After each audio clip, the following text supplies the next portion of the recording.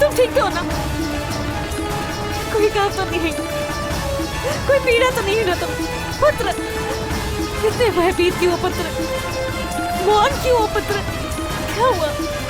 मैं पर्वत से गिरने वाला था और क्या हुआ? हाँ?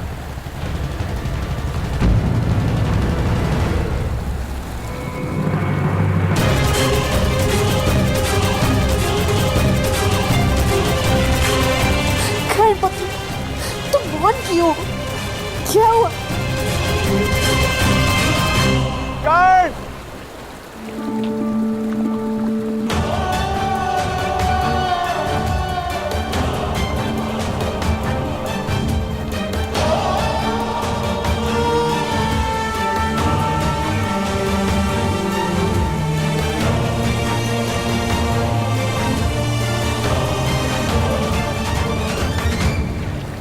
ईश्वर की कृपा कि तुम ठीक हो।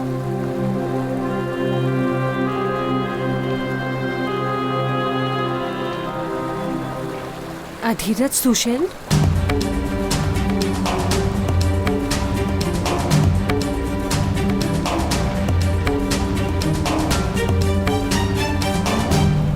आप मेरे पिता के सारथी थे ना? जी महारानी, ये कर्ण है, मेरा पुत्र।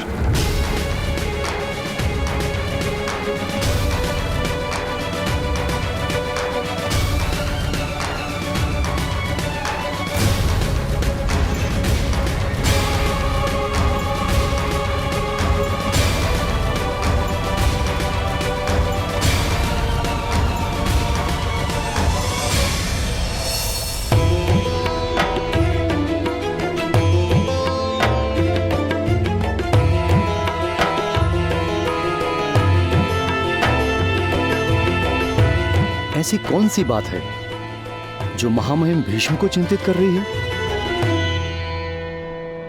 जब तक हस्तिनापुर के सिंहासन पर धर्म और सामर्थ्य मिल नहीं जाते, मेरा जीवन कार्य पूर्ण नहीं होगा। मुझे मुक्ति नहीं मिलेगी। किंतु ताऊ, ज्येष्ठ भ्राताश्री तो सिंहासन पर बैठे ही हैं। धृतराष्ट्र जन्म से अंध जो हैं, क्या कर सकते हैं अगर प्रजा उसे राजा मानने को सज्ज नहीं? दुखदाई है किंतु समाज का सत्य है। पुत्र, एक मर्यादा 100 सामर्थ्य को छुपा देती है।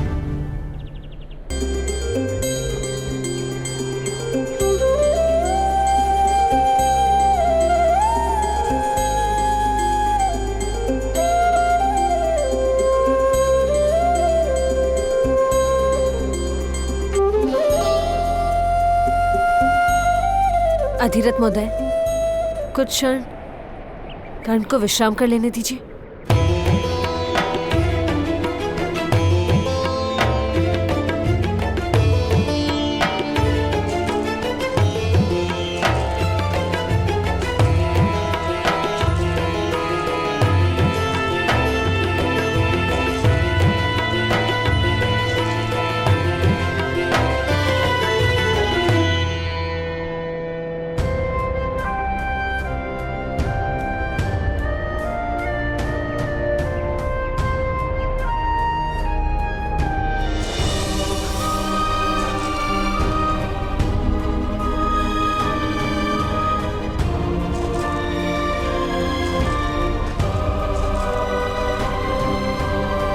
अधीरथ महोदय, सहसा आपने मेरे पिता की सेवा से निवृत्ति क्यों ले ली थी? शीघ्र ही आप मुख्य सारथी बनने वाले थे।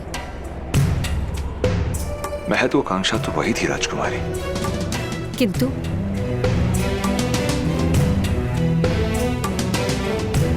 कर्ण का रक्षण केवल हिमालय की जड़ी बूटियों और दिव्य औषधियों से ही संभव था।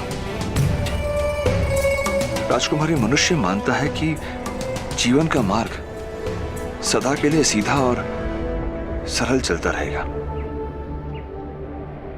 किंतु एक घटना उस मार्ग को सदा के लिए मोड़ देती है।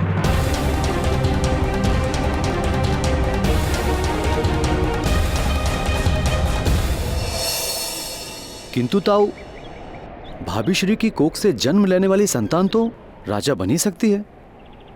वत्स, यही तो पीड़ा है। गांधारी पिछले 1 वर्ष से गर्भवती है, किंतु प्रसव ही नहीं हो रहा है। लोगों ने कहना शुरू कर दिया कि एक अंध को राजगद्दी पर बैठाकर राज परिवार ने घोर पाप किया है। देवता उसका दंड दे रहे हैं। हस्तिनापुर के लोगों ने हस्तिनापुर को त्याग कर अन्य राज्यों की ओर प्रस्थान करना आरंभ कर दिया है।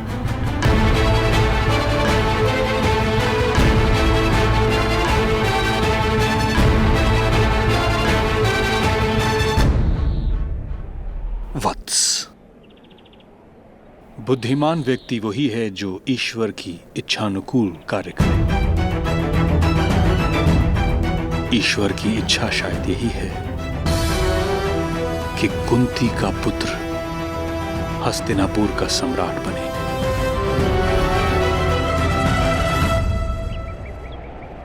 आपका पुत्र बहुत तेजस्वी है। ऐसा बालक तो किसी महान राज्य का सम्राट हो सकता था।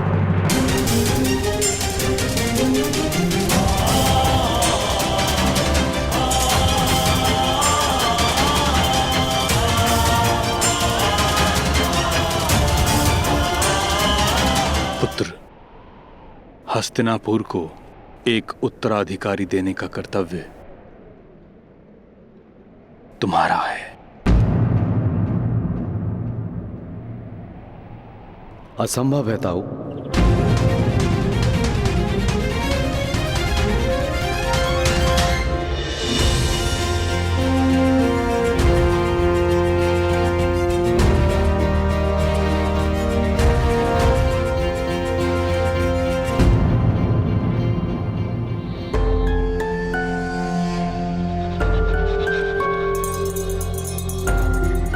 मेरे हाथों ऋषि किंदम की हत्या हुई है।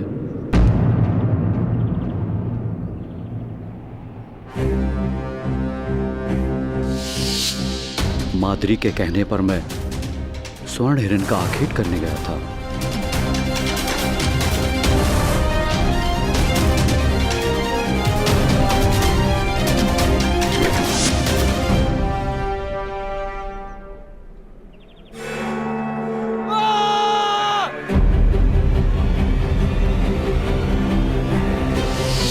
जब भूल से ऋषि किंदम को मेरा बाण लगा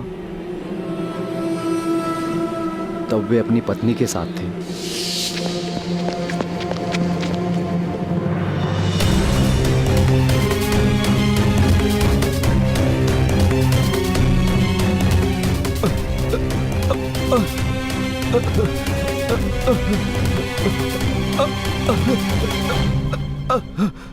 मेरे एक ही तीर से उन दोनों के प्राण चले गए।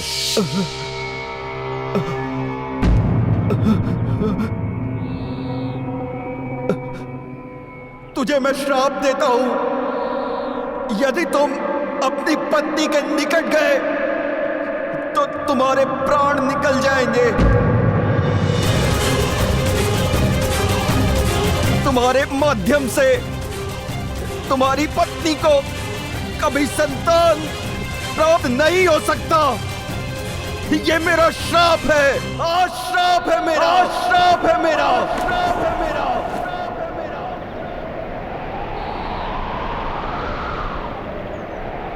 मेरे माध्यम से मेरी पत्नी को संतान प्राप्त नहीं हो सकती था।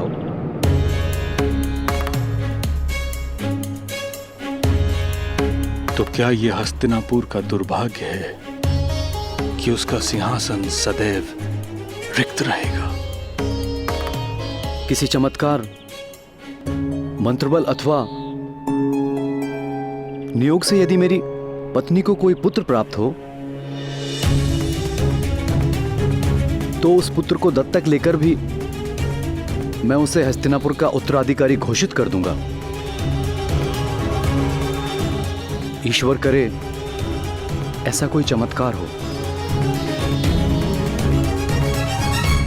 चलो आ जाओ, चलो बैठो यहाँ।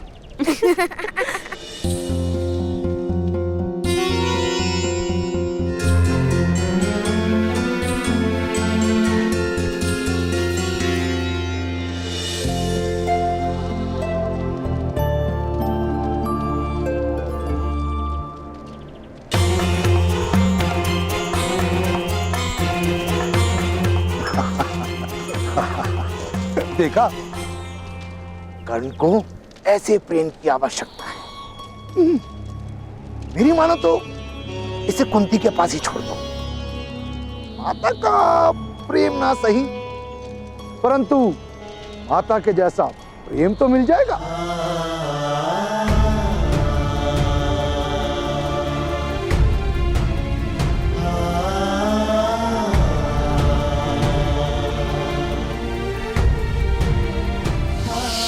कभी मेरा पुत्र नहीं बन सकता है आर्य, और इस बालक को मैं प्रेम नहीं दूंगी आर्य। माता, मुझे भी अपने हाथों से भोजन कराओ। कोई आवश्यकता नहीं।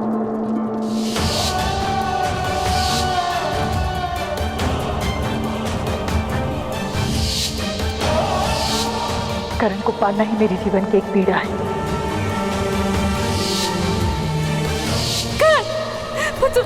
तुम ठीक तो हो ना? कोई पीड़ा तो नहीं है ना तुम्हें? आज रात से हर दिन से बाहर कर। कर्ण को ऐसे प्रेम की आवश्यकता है। मेरी मानो तो इसे कुंती के पास ही छोड़ दो।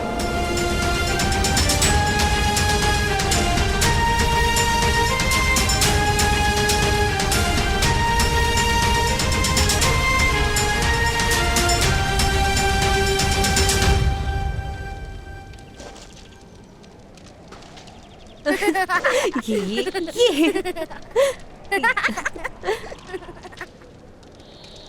राजकुमारी, आपकी आज्ञा लेना चाहता हूं। हमारे प्रस्थान का समय हो गया है। कर्ण पुत्र,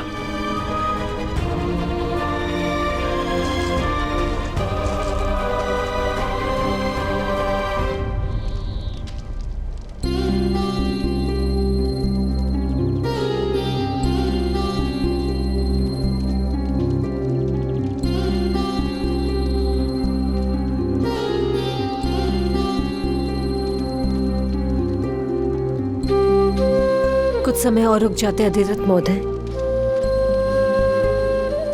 रात्रि का समय है। आप कल प्रातःकाल प्रस्थान कर सकते हैं। कल प्रातःकाल बहुत देर ना हो जाए।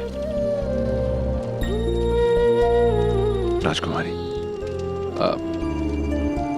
कर्ण की माता चिंतित होगी।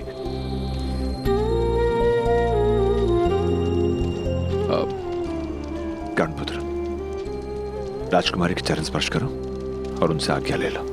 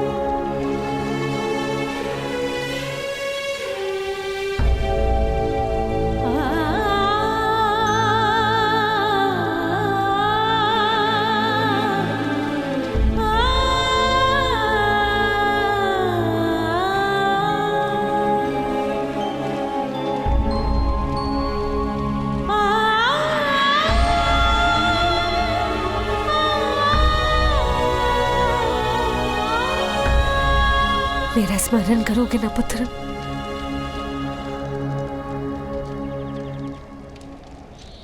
ये मेरे लिए गाई गई पहली लोरी थी देवी कुंती। इसलिए मैं हमेशा स्मरण रखूंगा।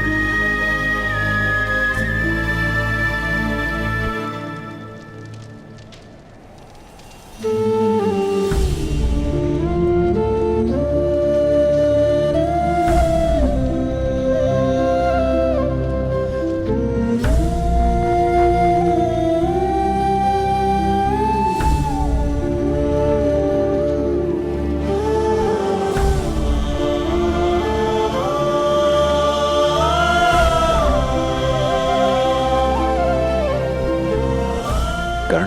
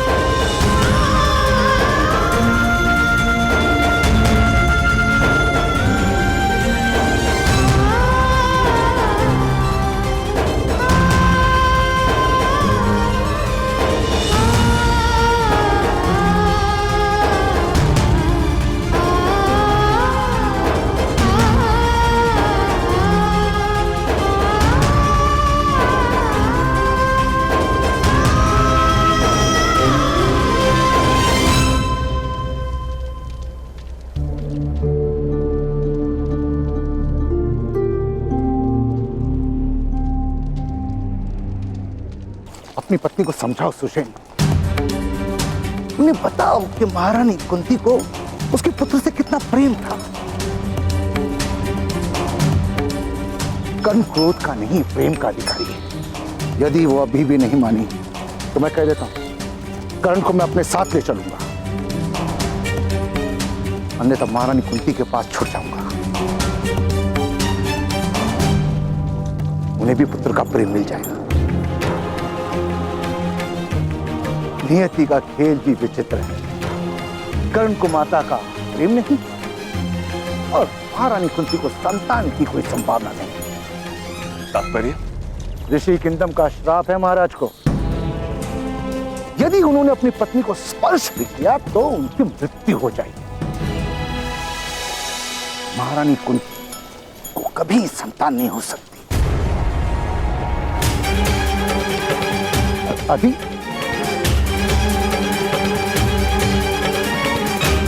आपका पुत्र बहुत तेजस्वी है। ऐसा बालक किसी महान राज्य का सम्राट हो सकता था।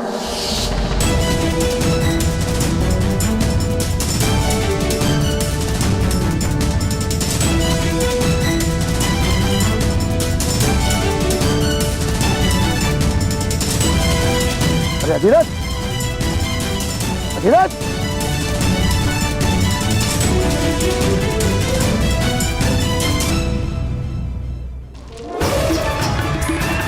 नियति का खेल भी विचित्र है। कर्ण को माता का प्रेम नहीं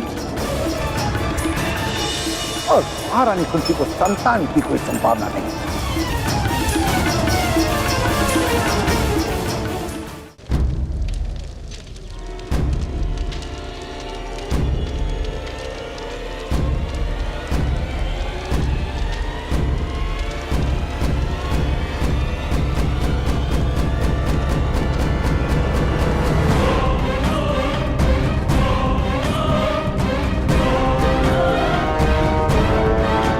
अपने प्रण का विस्मरण हो गया आदिरथ महोदय।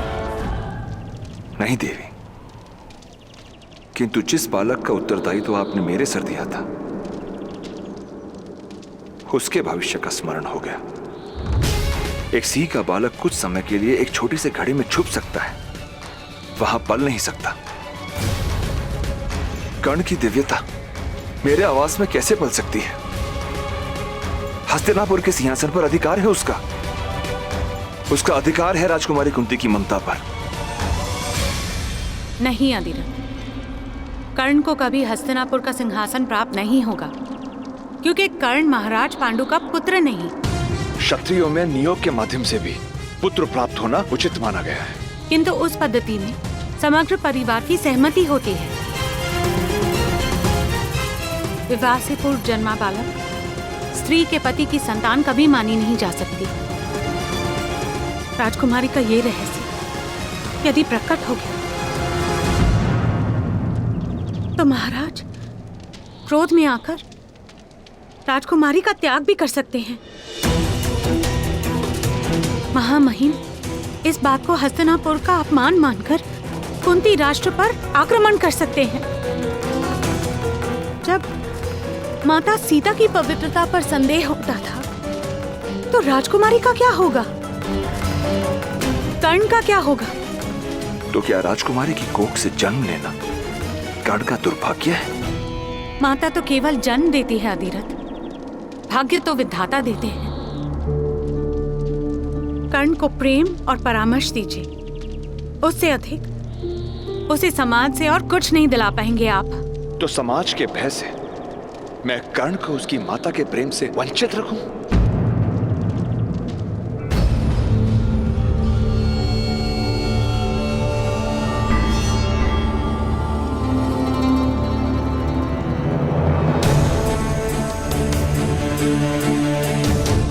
अधिरथ महोदय, आप लौट आए?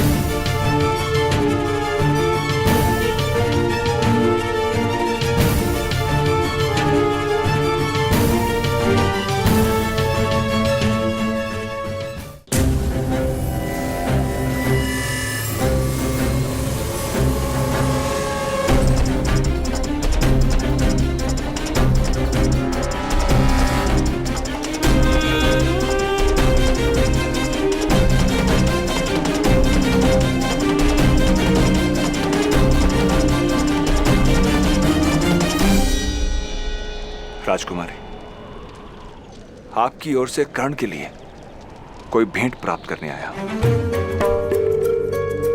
बच्चों के स्मरण कच्चे होते हैं। आपकी दी गई भेंट कर्ण के लिए आपके स्मरणों का आधार बन जाएगी।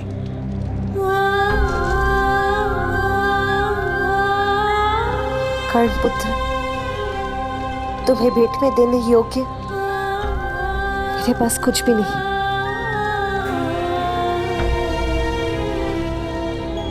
केवल इस अंगूठी के।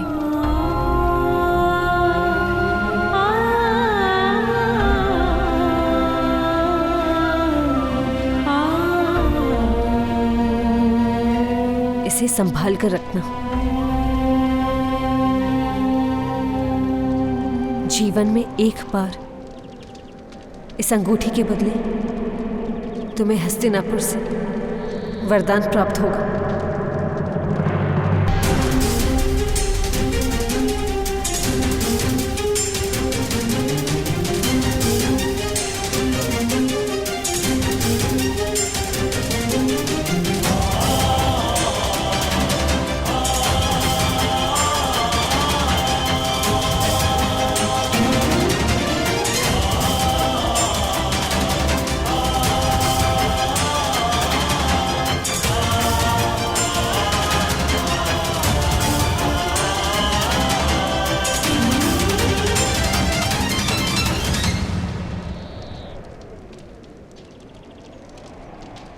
अधिरथ महोदय,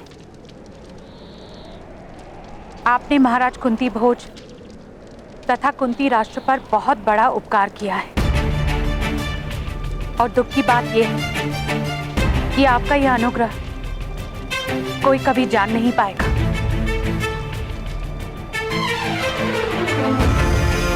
मैंने केवल अपना कर्तव्य निभाया है देवी।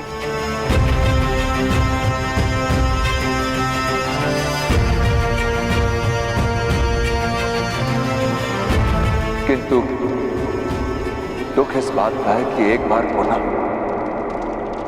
समाज के भय ने कर्ण को उसके अधिकार से वंचित कर दिया।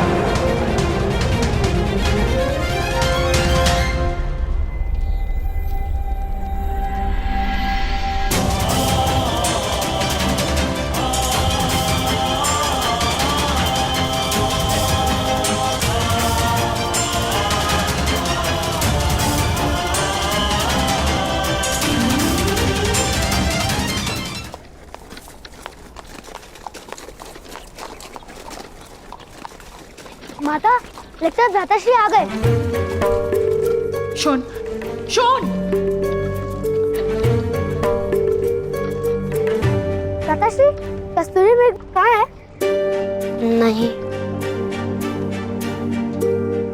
कस्तूरी मृग हाथ नहीं आया शोन। किंतु यदि आप कस्तूरी मृग नहीं लाएंगे तो माता का प्रेम आपको किस प्रकार प्राप्त होगा?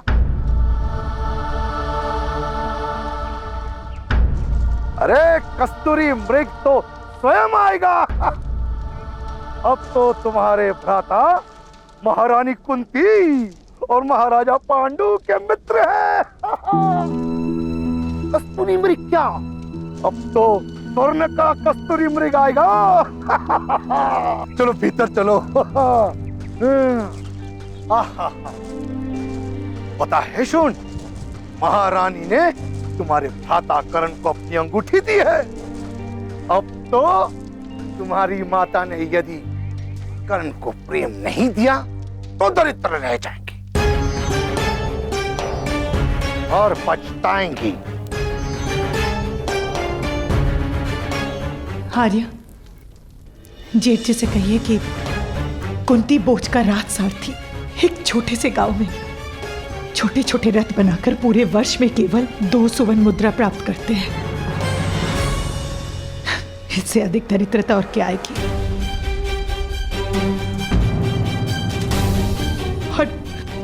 और मैंने कहा था उसे कस्तूरी मृग लाने के लिए, मैंने कहा था धनुष उठाने के लिए,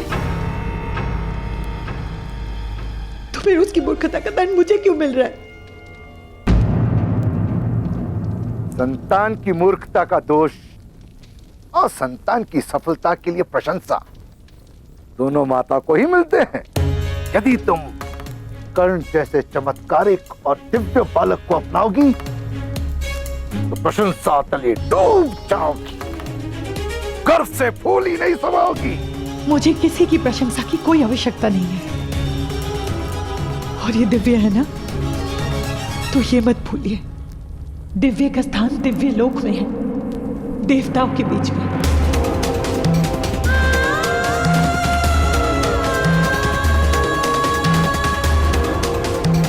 मनुष्य लोक में हम जैसे साधारण मनुष्य के बीच में नहीं।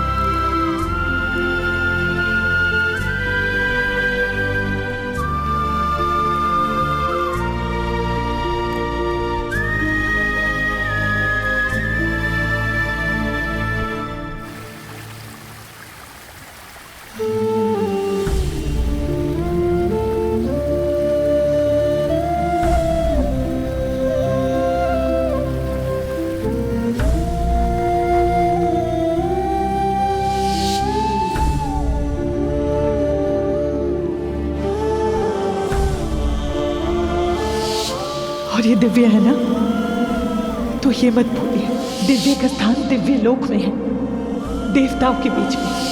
मनुष्य लोक में हम जैसे साधारण मनुष्य के बीच में नहीं।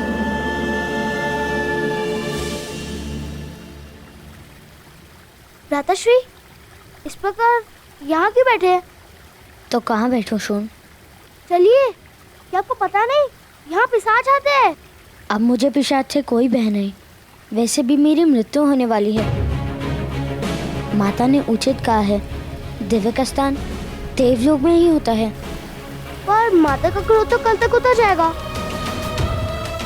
नहीं सुन, ताऊ ने कहा था यदि किसी वस्तु से प्रकाश निकले तो वे दिव्य होती है। और मेरे शरीर से भी प्रकाश निकलता है। आपके शरीर में से कहाँ प्रकाश निकलता है? बताइए। ऐसे नहीं निकलता, किंतु जब मैं पर्वत से गिरता हूँ तब पूरे शरीर से प्रकाश निकलता है। अवश्य मेरी मृत्यु अब निकट है, उससे मुझे कोई हानि नहीं होती। तो दिखाइए। मृत्यु? अरे नहीं, प्रकाश। चलो दिखाता हूँ।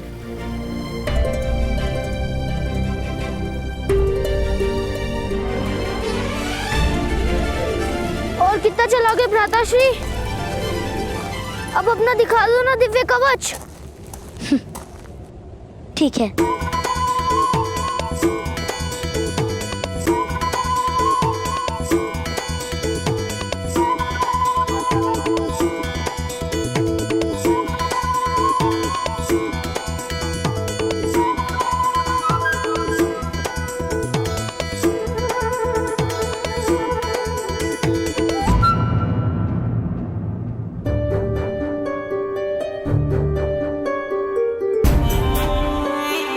आश्चर्य है, अब कवच नहीं निकल रहा। यदि कवच प्रकट होता तो कितना सुख मिलता ना। उस कवच के कारण पर्वत से गिरने पर भी मुझे कोई घाव नहीं हुआ था, रक्त भी नहीं निकला था। मैंने कहा ना, दिव्यता थी। हम सारे मित्रों को कवच दिखाते, सब आपसे भयभीत हो जाते। मैं मृत्यु से पहले स्वयं राजा की एक बार रक्षा भी कर लेता। हाँ, यदि राजा के सामने कोई सिंह आ जाता तो आप उसका जबड़ा चीर देते और मैं उसके कान खींच लेता। किंतु तुम्हारे शरीर से कहाँ कवच निकलता है? मैं प्रयास करता हूँ। आप मेरे भ्राताश्री हो ना, तो आपके और मेरे हाथ और पैर समान है, तो कवच क्यों नहीं हो सकता? किंतु अभी कवच नहीं प्रकट हो रहा है ना शोन?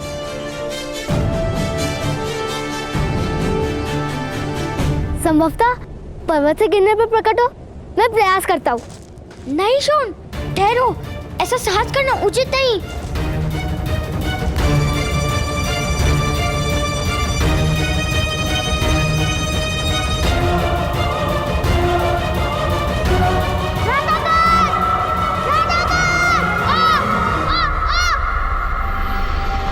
रक्षा कीजिए।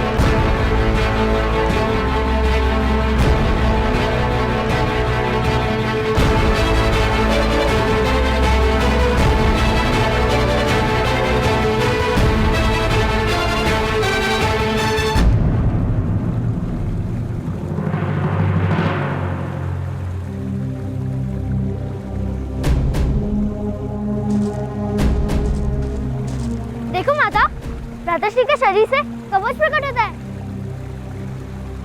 और आपने देखा वो पत्थर भी कैसे टूट गया। किंतु मुझे और मेरे राधाश्री को कोई हानि नहीं हुई।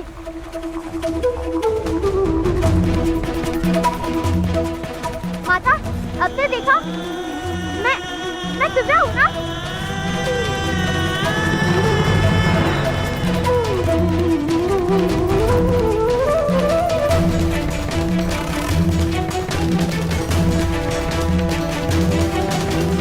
अंदर रखना, बिना शो दो, मेरे शोन से दूर रहना। शोन, चलो। छोड़ दो मुझे माता, मुझे प्रातः काल के पास जाना है। कोई आवश्यकता नहीं है।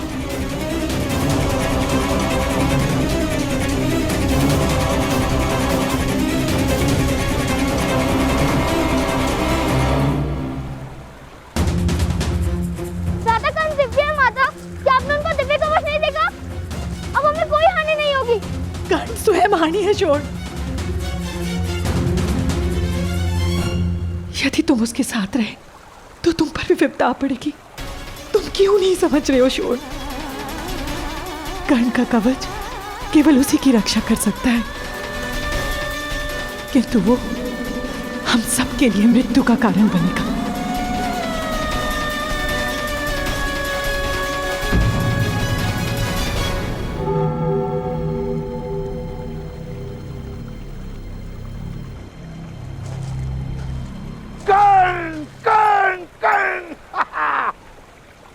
तुमने तो अपनी दिव्यता बता दी। अब एक और दिव्य रथ बनाने में मेरी मदद करोगे?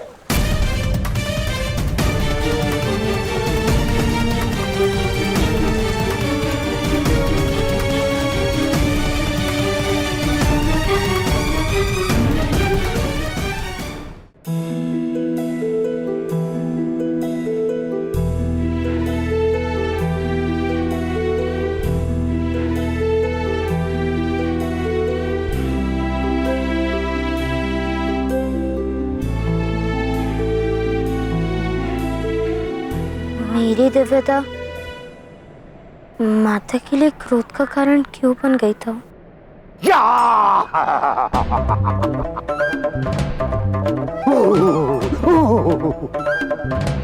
तुम्हारी माता भयभीत हो गई होगी।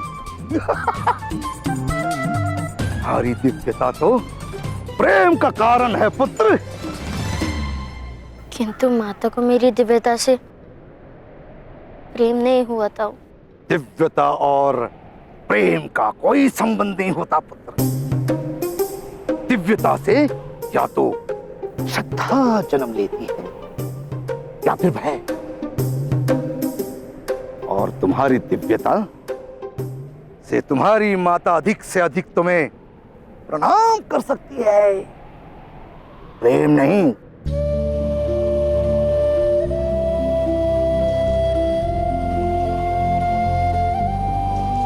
माता से प्रणाम की अपेक्षा किस बालक को होती है ताऊ? मुझे माता के प्रेम की आवश्यकता है। क्या माता मुझे कभी प्रेम नहीं करेंगी?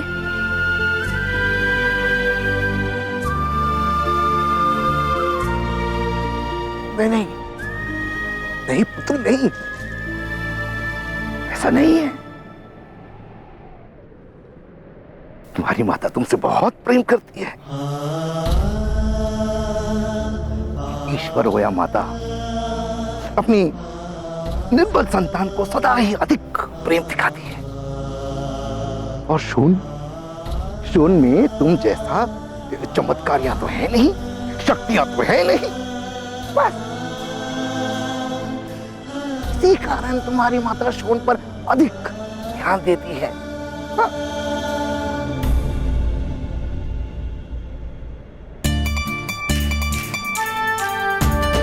यदि ऐसा है तो मैं शोन को भी मेरे समान शक्तिमान बना दूंगा। फिर माता हम दोनों को एक समान प्रेम करेंगी।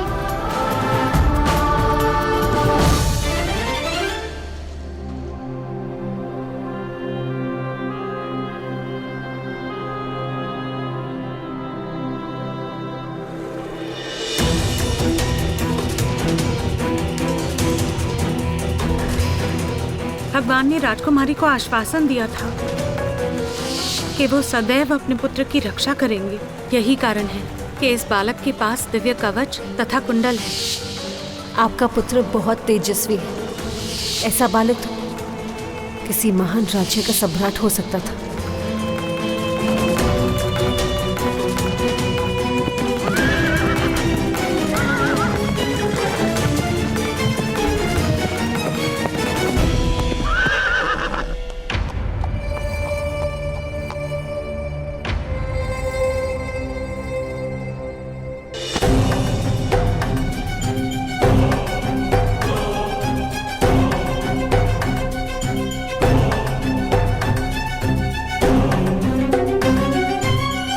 प्रणाम मध्यम महोदय।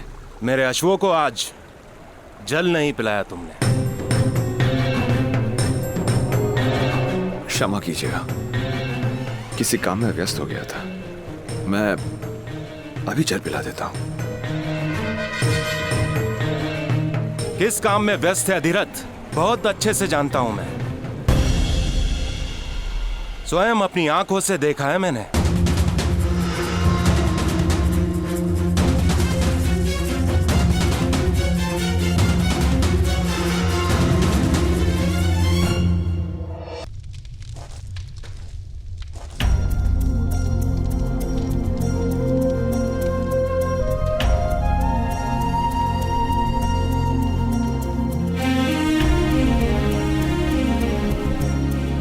पहले खा लो। इतना क्रोध क्यों शोन? माता ने कहा है कि आपके कवच के कारण हम सबकी मृत्यु हो जाएगी। किंतु मैं जानता हूँ जब तक आप हमारे साथ होंगे तब तक मृत्यु हमें स्पर्श भी नहीं कर सकती है। किंतु माता ये बात समझती क्यों नहीं? अच्छा पहले खा लो। किंतु तुम तो ये बात समझते हो ना? अवश्य, मैं आपसे अत्यंत प्रेम करता भ्राता, 4 लड्डुओं से भी अधिक। किंतु माता आपसे प्रेम नहीं करती, यही कारण है कि माता ये बात समझती नहीं। शीघ्र ही माता मुझसे प्रेम करने लगेगी।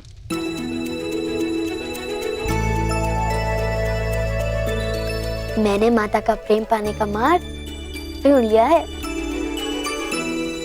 अपने पुत्र को रोको, अन्यथा चिंता के स्थान पर भय और भय के स्थान पर दुख होगा।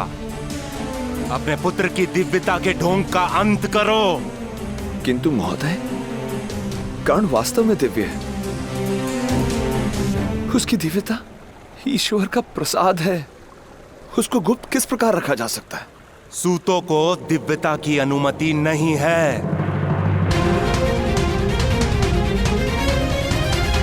ईश्वर का प्रसाद जात पात नहीं देखता महोदय। यदि ईश्वर का प्रसाद है तो उसे मंदिर में बिठाओ और गर्भगृह का द्वार बंद कर दो, तब उसका नमन किया जाएगा। किंतु जीवन मंदिर में नहीं बीत सकता, उसे संसार में आना ही पड़ेगा। और जिस दिन वो समाज के मध्य आया, उस दिन उस पर जात पात का बंधन अवश्य होगा।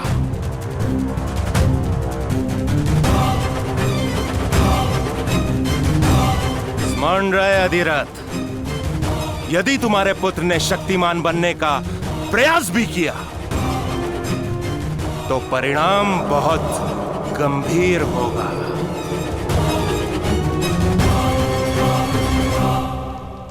हाँ, मैं तुम्हें भी अपनी भांति महान धनुर्धर बना दूंगा। उसके पश्चात माता का प्रेम मुझे भी प्राप्त होगा।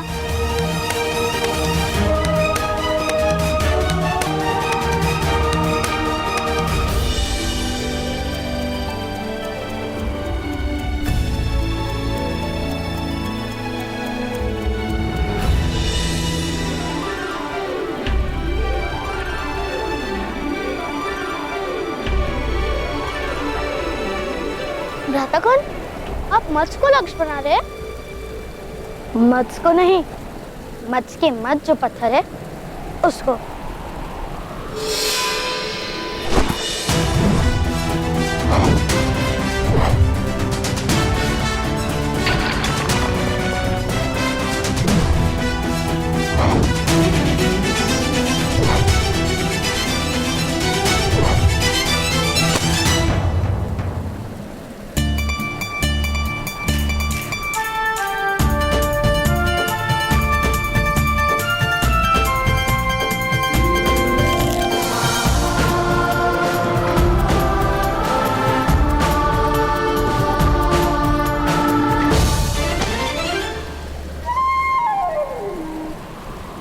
अब तुम प्रयत्न करो।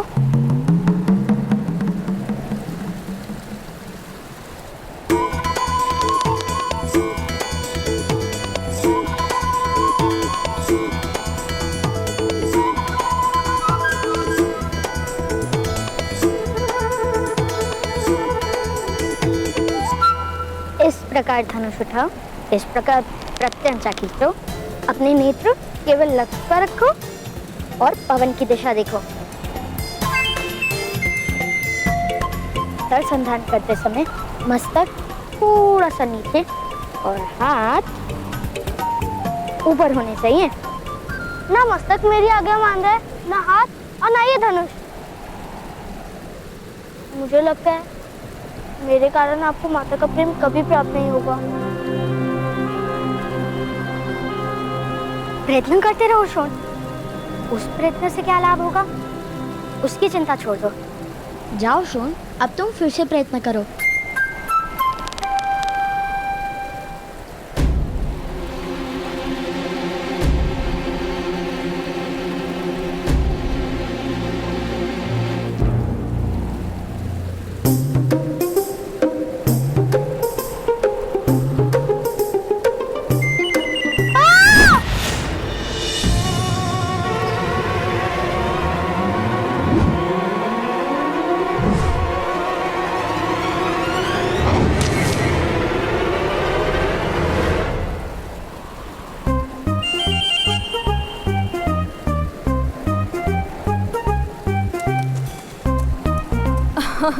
क्यों व्यर्थ प्रयत्न कर रहे हो कर्ण?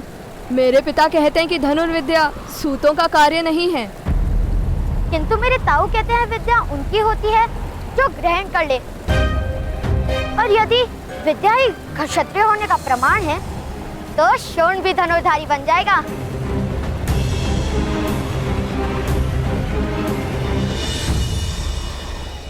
कर्ण के सामर्थ्य को समाज स्वीकार नहीं करेगा। सामर्थ्य कभी स्वीकार की याचना नहीं करता, नए समाज की रचना करता है। प्रार्थना नहीं, परिवर्तन करता है।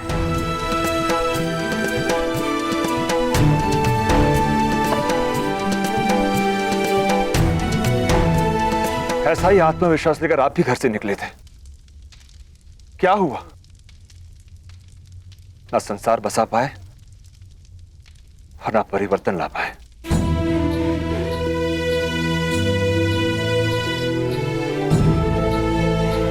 क्योंकि मुझ में सामर्थ्य कम था। किंतु कर्ण दिव्य है, वास्तव में दिव्य है। अवश्य किसी देवता का प्रसाद है ये तुम्हारा सौभाग्य है कि कर्ण ने तुम्हारे घर में जन्म लिया है। कर्ण वो है जो समय को बांधेगा, जो इतिहास का निर्माण करेगा, जो समाज में परिवर्तन लाएगा। मूर्खतापूर्ण बात मत करो।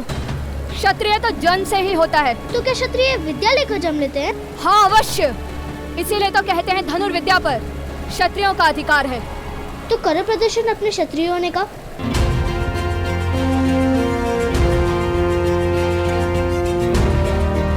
उस पेड़ से फल लाकर दिखाओ। मत्स्य के मत से तुम्हें अपने बाण का मार्ग बनाना पड़ेगा।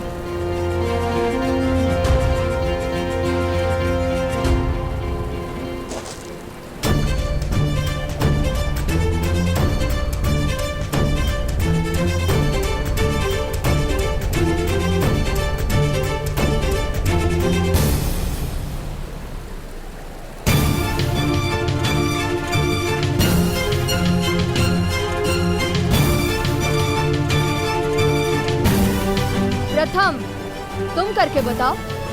किंतु शोण अभी क्षत्रिय नहीं बना, उसकी विद्या भी पूर्ण नहीं हुई।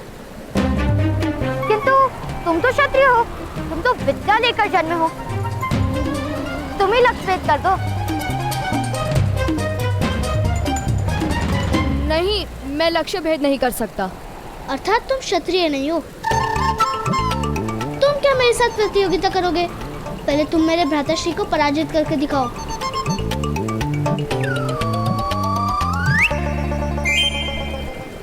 और जब तक तुम भ्राताश्री को पराजित नहीं करोगे, तब तक हम तुम्हें क्षत्रिय नहीं मानेंगे।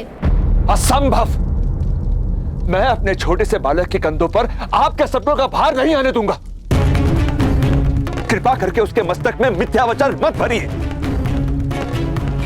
मेरी तो केवल इतनी इच्छा कि वो अपना जीवन सुख और संतोष के साथ जी। नहीं बनाना चाहता उसे योद्धा, नहीं करवानी है समाज के साथ शत्रुता, उसके जीवन में संघर्ष नहीं भरना चाहता मैं। सामर्थ्य और संघर्ष में तो पति पत्नी का संबंध है अधिरथ। नहीं भ्राताश्री, कोई संघर्ष नहीं होगा उसके जीवन में। कर्ण सामान्य है और एक सूत की तरह सामान्य जीवन जिएगा। इस समय प्रकाश कम हो गया है, मैं कल प्रातः का लक्ष्य भेद कर दूंगा। सुनो, यदि तुम लक्ष्य भेद नहीं कर पाए तो तुम्हें भ्राताश्री के चरण स्पर्श करने पड़ेंगे, और यदि लक्ष्य भेद कर पाए तो मैं तुम्हारे चरण स्पर्श करूंगा। चलो श्वेत केतु, चलो।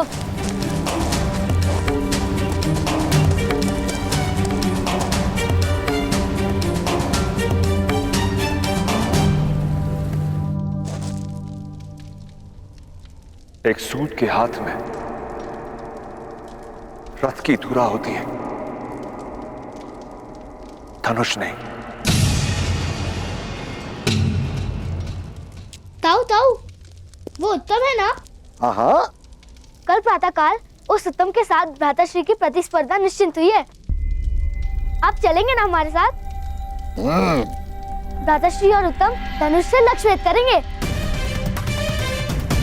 और जब उत्तम पराजित हो जाएगा तब वो भ्राताश्री के चरण स्पर्श करेगा। अरे वाह! ये क्या प्रयास कर रहे हो तुम? कोई प्रतिस्पर्धा नहीं होगी, कोई लक्ष्य भेद नहीं होगा। किंतु पिताश्री, यदि प्रतिस्पर्धा नहीं होगी तो भ्राताश्री को उस उत्तम के चरण स्पर्श करने होंगे। तो कर्ण चरण स्पर्श नहीं, बड़ी बात करेगा।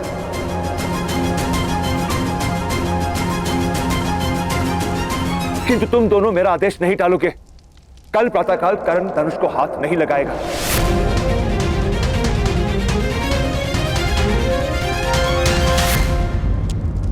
पिताश्री, कल प्रातःकाल मुझे आपके साथ आने का आदेश दीजिए ना। क्यों पुत्र, सेना निरीक्षण में तुम्हें क्या रुचि? मुझे चरण स्पर्श करने में रुचि नहीं।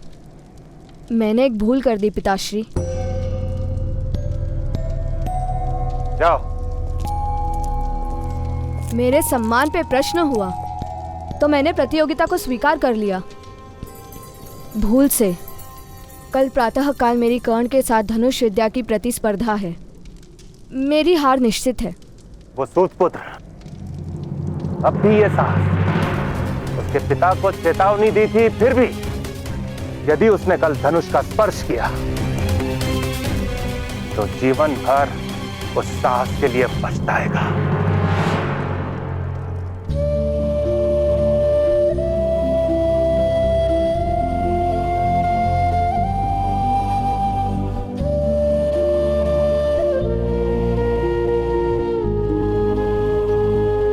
तो कर्ण चरण स्पर्श नहीं, बड़ी बात करें। कल प्रातःकाल कर्ण धनुष को हाथ नहीं लगाएगा।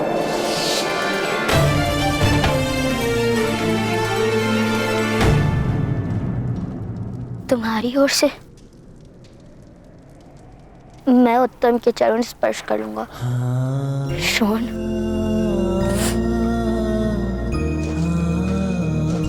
भ्राताश्री, आप उस उत्तम के चरण नहीं स्पर्श करेंगे।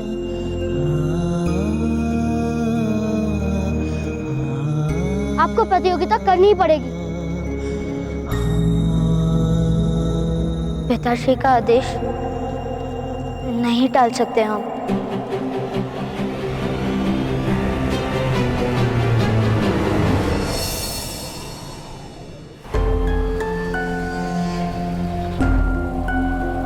सूत पुत्र नहीं आएंगे। क्षत्रियों से प्रतियोगिता करने का साहस सूत पुत्र में नहीं होता पुत्र। और चरण स्पर्श करने की संभावना से वो कर्ण भयभीत हो गया होगा। चरण स्पर्श करवाने के लिए हम उनके घर चले पिताश्री? नहीं पुत्र, अब तो गांव के बीच वो कर्ण तुम्हारे चरण स्पर्श करेगा। चलो।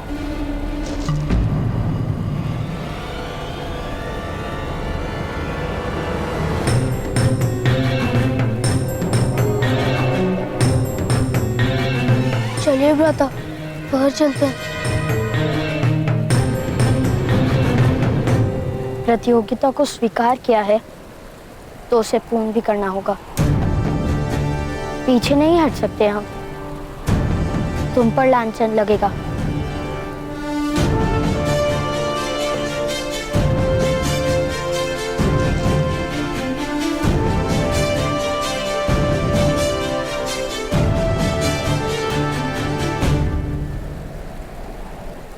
प्रतियोगिता करोगे कैसे सुपुत्र? तुम्हें तो धनुष चलाने का अधिकार ही नहीं है। उचित कह रहे हैं आप। पिताश्री ने हमें धनुष चलाने की अनुमति नहीं दी। अंत में तुम्हारे पिता को सत्य के दर्शन हो ही गए।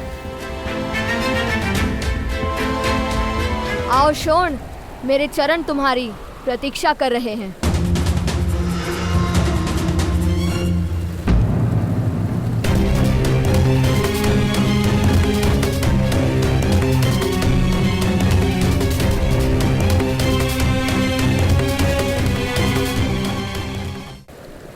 उत्तम, यदि तुम्हें आपत्ति ना हो तो शोण के स्थान पर क्या मैं तुम्हारे चरण स्पर्श कर सकता हूँ? नहीं भ्राताश्री, आप उत्तम के चरण स्पर्श नहीं कर सकते। मैं ही उत्तम के चरण स्पर्श करूंगा। अरे दोनों ही कर लो। भूतों को चरण स्पर्श करने में लज्जा किस बात की?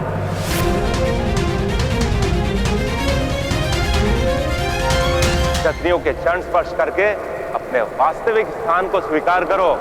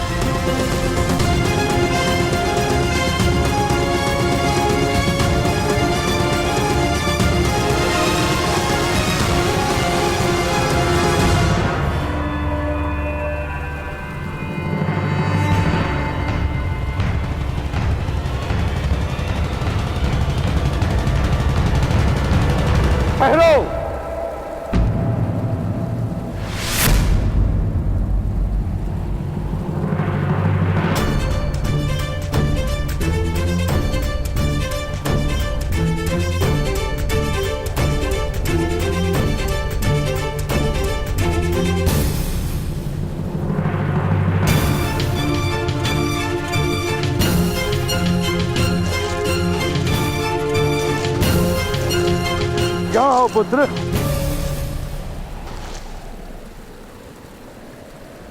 मध्यम महोदय, जब सूतों को धनुष स्पर्श करने का अधिकार ही नहीं तो प्रतियोगिता का आवाहन ही मिथ्या था। जय पराजय का प्रश्न ही कहां उठता है?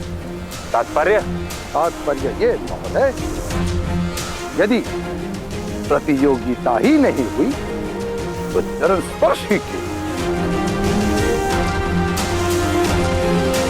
उचित कह रहे हो। चरण स्पर्श करने की कोई आवश्यकता नहीं। बस इन सूत पुत्र को अपना स्थान स्मरण रहे, वही काफी है। चलो तब। किंतु आपके पुत्र को तो धनुष स्पर्श करने का अधिकार है ना? इसीलिए यदि उसने लक्ष्य वेद नहीं किया तो उसे कर्ण के चर स्पर्श करने होंगे। आओ आओ पुत्र उत्तम, आओ कर्ण के चरण स्पर्श करो या लक्ष्य वेद करो। जाओ पुत्र, लक्ष्य भेद करो। जाओ।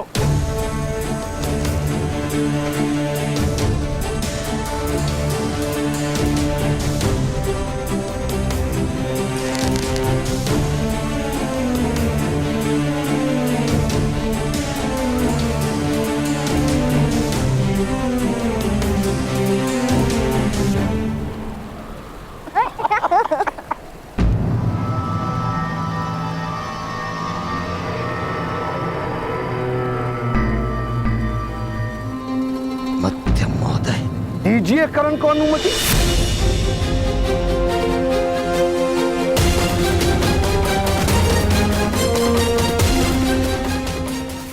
दीजिए कर्ण को अनुमति।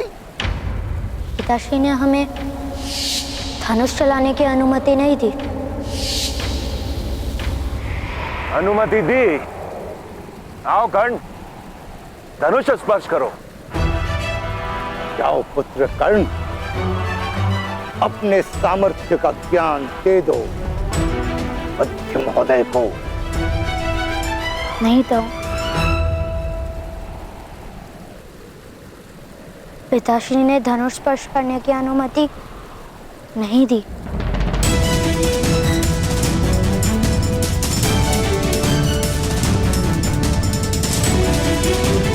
पुत्र कर्ण, ईश्वर ने 2 हाथों के साथ 2 पैर भी तो दिए हैं। तुम्हारे पिताश्री ने तो केवल हाथों से धनुष ना स्पर्श करने का आदेश क्या है।